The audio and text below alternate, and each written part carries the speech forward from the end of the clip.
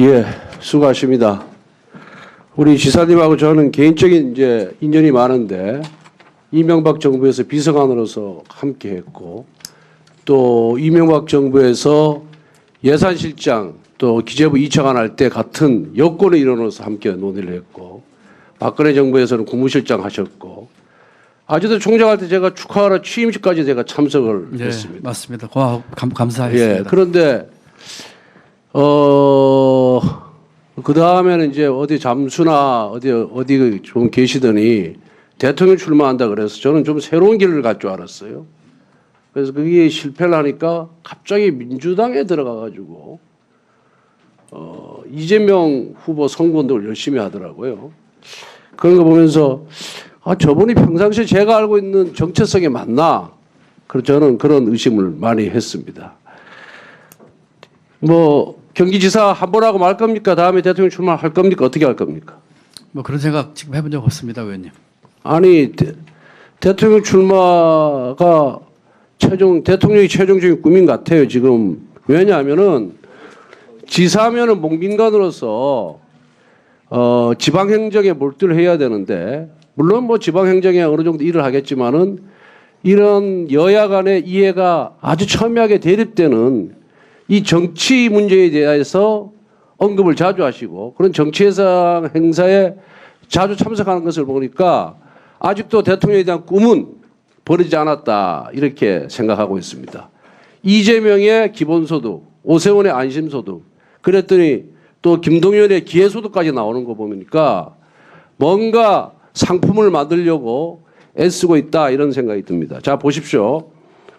9.19선언 5주년 기념행사 했었죠. 지난 9월 19일 날. 네, 그렇습니다. 5주년 평화인 평화의 길.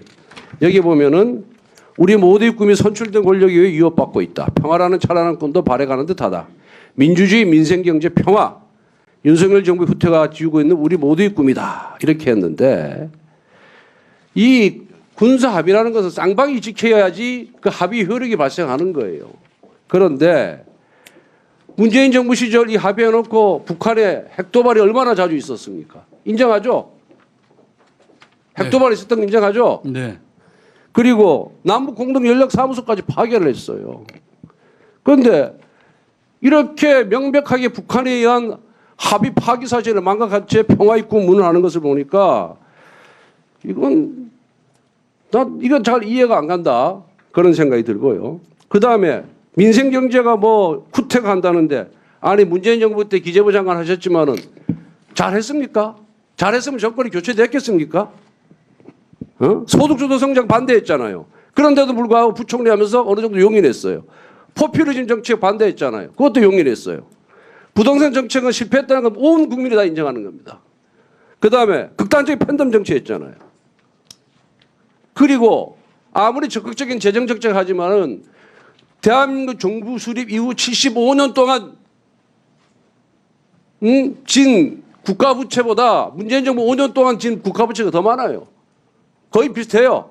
600조에서 400조가 늘어나서 1000조가 넘었습니다. 국가부채가. 이렇게 민생경제를 파탄을 놨는데 그 파탄난 민생경제를 좀 제도를 잡기 위해서 건전재정으로 옮기는 것에 대해서 그것이 민생경제가 잘못됐다. 난 이해가 안 갑니다. 이 문재인 정부의 경제정책 누가 했습니까? 우리 김동연 지사께서 경제부총리 때 한 겁니다. 인정하십니까?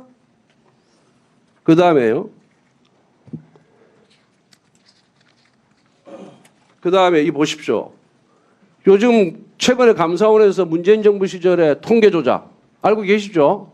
고용 통계, 그 다음에 가계소득 통계, 부동산 통계 이거 조작해가지고 당시 비서실장 경제수석, 국토부 장관 등등 22명이 지금 고발당했어요. 이거 알았습니까? 몰랐습니까? 아셨어요? 모르셨어요? 그 당시에. 고발당한 거 말씀하시는 겁니까? 아니, 그 통계 조작 사실 아셨냐고요? 저는 몰랐고 조작이란 말은 동의하기 쉽지 않을 것 같습니다. 그러면 조작 안 했다고 지금 주장하시는 거예요? 아니, 저는 그 팩트를 잘 모르겠어요. 예를 들어서 팩트를 모르면 모른다 그러셔야지. 예, 아니 통계 같은 경우는 통계 숫자가 여러 개인데 어떤 걸 쓰느냐 약간의 어떤 가중치에 따라 많이 변하기 때문에 그 지금 언론에 다 보도가 되는데 그렇게 눈 가리고 앙하시면 안 되죠. 아닙니다. 국토부 간부들이 부동산원에 압력을 가해서 통계를 바꿔라. 뭐 그건 제가 팩트를 잘 모르겠어요. 그리고 의원님 아시다시피 아니 그러면 불리한 거는 본인한테 유리한 거는 언론 보도가 팩트라고 주장하시고 불리하다 싶으면은 모르겠다. 내가 들여다보지 않았기 때문에 모르겠다. 이렇게 말씀하시는 거예요. 아니 의원님 제가 뭐 불리할 게 하나도 없습니다. 그 건에 네. 대해서 제가 불리할 게 뭐가 있겠습니까? 아니 거기서 부총리 하면서 그 잘못된 통계를 기초로 해가지고 경제 운영 정책을 수립했으니까 그것도 문제가 있는 거죠. 그 적어도 그 통계와 관련돼서 뭐 제가 기초로 한 건 없고요. 그 저는 그 당시에도 제가 소신껏 일을 하면서 했고요. 그리고 그러니까 그 소신이라는 것이 본인이 갖고 있는 원칙을 그대로 실현한 것이 아니라 결국은 문재인 정부의 경제정책 기본적인 경제정책을 수립한 소위 청와대의 핵심 인사들과의 타협으로 어쩡쩡한 그런 경제정책을 수립한 거 아닙니까? 저는 뭐 그분들하고 타협한 적 없고 그 치열하게 서로 간에 소신껏 그 문제 가지고 자, 다음 PPT 한번 보세요. 북한의 9.19 군사합의가 17번이나 있어요. 17번이나. 이렇게 많습니다. 그 다음에 완추수용 해안포 포문 개방도 위반 사례가 다수예요. 이걸 갖고 평양 공동선언이 벅찬 꿈이라까지 표현합니까? 저는 그리고 군사 합의라는 것이 실효성이 없어요. 처음부터. 왜? 북한은 핵이라는 비대칭 전략을 갖고 있습니다. 그래서 이거는 처음부터 9.19 군사 합의는 우리가 이루어야 될 꿈이 아니라 이건 망상이었어요. 망상. 실현 불가능한 망상이었습니다. 그런데 이걸 기념하는 기념식을 김동연 지사가 주도한다는 것 자체는 난 김동연 지사의 정체성이 안 맞다. 지나치게 정치적이다. 결국 대통령 꿈을 향해 가기 위해서 민주당 지분을 확보하기 위한 전략적인 행동이었다. 난 이렇게 평가를 하고 있습니다. 예, 의원님 그 9.19 그 공동선언과 그 다음에 이 군사 그 합의 이제 말씀을 주셨는데 저는 기본적으로 이렇게 생각합니다. 우리가 가야 할 길은 평화의 길입니다.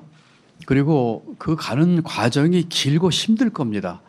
그리고 여러 가지 국제 여건 또 북한의 이 상황에 따라서 또 흔들릴 겁니다. 그렇지만 저는 꿋꿋하게 그 길을 향해서 가야 한다고 생각합니다. 이것은 제가 뭐 제 생각을 바꾼 적도 없고요. 처음부터 갖고 있던 생각이고 그리고 9.19 그 기념식에 갔던 것은 경기도가 그 북한과 가장 접경적이 큰 도입니다. 의원님 지역구인 강원도보다 이 우리 경기도가 접경이 더 큽니다. 저희에게 있어서 이 평화의 문제는 길더라도 힘들더라도 가야 할 길이라고 하는 그런 생각을 가지고 있고 그런 면에서 그동안 남북 협력을 위해서 해왔던 과거 정권의 여러 가지 것들은 저는 계속되고 계승돼야 한다고 생각을 갖고 있습니다.